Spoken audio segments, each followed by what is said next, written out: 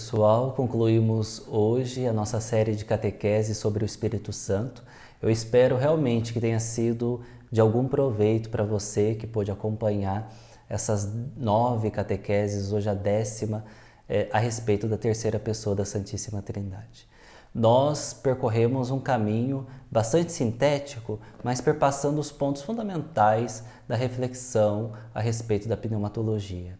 Nós, no primeiro dia, falamos sobre o esquecimento do Espírito Santo. Evidentemente que não se trata de uma negligência total da Igreja com relação ao Espírito Santo. A Igreja, nos concílios, especialmente o Concílio de Constantinopla, fez definições acerca do Espírito. A vida dos santos sempre foi uma vida em que a ação do Espírito se manifestou, se epifanizou de maneira extraordinária.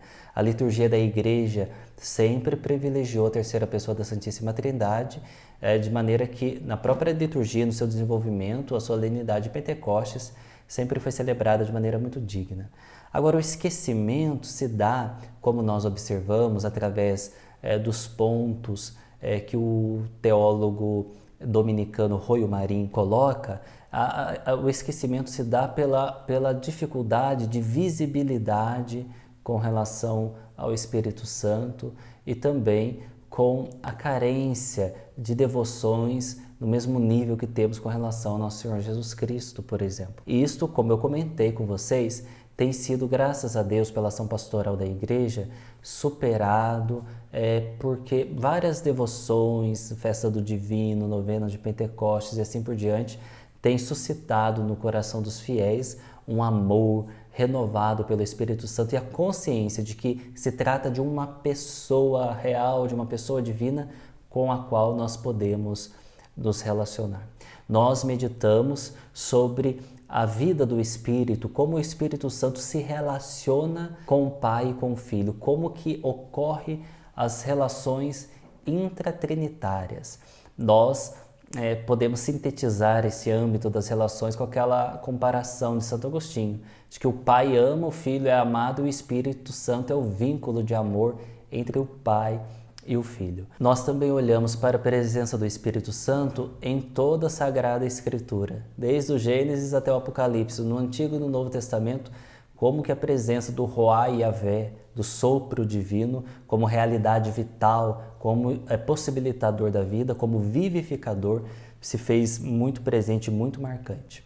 Além disso, nós observamos que o Espírito Santo atuou de maneira portentosa na vida de Jesus Cristo, em todos os momentos fundamentais, do seu nascimento até a ressurreição, depois da ascensão, com o derramamento do Espírito, nós observamos que a terceira pessoa da Trindade sempre plasmou, animou e conduziu os passos de Cristo nesta terra.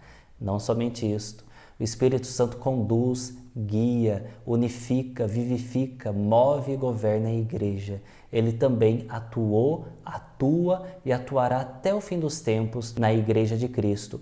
O Apocalipse diz que é o Espírito Santo e a Igreja, o Espírito Santo na Igreja que clamam Maranata. O Espírito Santo e a Igreja esperam ansiosamente o advento final de nosso Senhor Jesus Cristo na parousia. Nós ainda observamos a atuação do Espírito Santo em cada um de nós, o agir do Espírito em nossas almas, o que nós chamamos de graça, o Espírito Santo para nós. Nós vimos que ele produz em nós a graça criada, a graça santificante, mas que também ele, habitando em nosso coração, é a graça incriada, a graça por excelência, fazendo de nós templos vivos do próprio Deus. Deus inabita em nós, mora dentro de nós. Nós somos sacrários de Deus. Além disso, nós vimos as definições pneumatológicas importantes. Mencionamos brevemente o terceiro artigo do Credo Niceno-Constantinopolitano, que afirma que o Espírito Santo é Senhor e vivificador, Senhor que dá a vida, que procede do Pai e do Filho, com o Pai e o Filho é adorado, ele que falou pelos profetas. No segundo momento, analisamos um pouco, de maneira muito breve, mas assim a título de conhecimento inicial para nós, a problemática do filioque, a distinção, a diferença que há entre a tradição da teologia ocidental e a tradição da teologia oriental. né?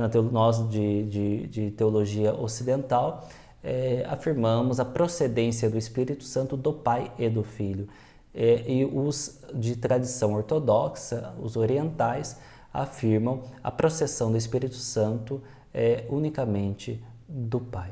Essa questão, esta querela teológica que esteve também no âmbito do cisma do século XI, hoje é enfatizada de distintas maneiras, com novas perspectivas por teólogos contemporâneos, que tentam auxiliar na superação do problema. Além disso, e por fim, nós elencamos algumas tarefas da pneumatologia, da reflexão, do estudo teológico sobre o Espírito Santo nos nossos dias. Vimos que a pneumatologia tem um papel fundamental a desempenhar na teologia dos sacramentos, na eclesiologia, na cristologia, na teologia da criação, na teologia de cunho e de reflexão ecológica. Nós também observamos que a pneumatologia tem um papel importante a exercer com relação ao movimento ecumênico. O Espírito Santo é aquele que gera comunhão, é o Senhor, podemos dizer, da koinonia, da comunhão. E a comunhão, os nossos esforços de comunhão só terão eficácia, só gerarão frutos se efetuados na potência do Espírito Santo de Deus. Que Deus abençoe muito você, a sua vida cristã, e que gere consciência em você. Eu espero que essa série de catequeses tenha auxiliado a gerar consciência em você a respeito da importância singular do Espírito Santo para a nossa vida cristã, para o nosso amadurecimento na vida cristã, para o nosso crescimento na vida cristã. E vamos encerrar essa nossa catequese, essa nossa série de catequeses, lendo, rezando a sequência de Pentecostes cantada na liturgia deste domingo. Espírito de Deus, enviai dos céus um raio de luz. Vinde, Pai dos pobres, dai aos corações vossos 7 dons. Consolo que acalma, hóspede da alma, doce alívio vinde, no labor descanso, na aflição remanso, no calor aragem. Ao sujo lavai, ao seco regai, curai o doente, dobrai o que é duro, guiai no escuro, o frio aquecei.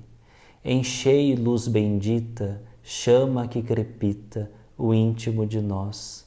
Sem a luz que acode, nada o homem pode, nenhum bem há nele. Dai à vossa igreja, que espera e deseja, vossos 7 dons. Dai em prêmio ao forte, uma santa morte, alegria eterna. Amém. Deus abençoe você e até uma próxima oportunidade.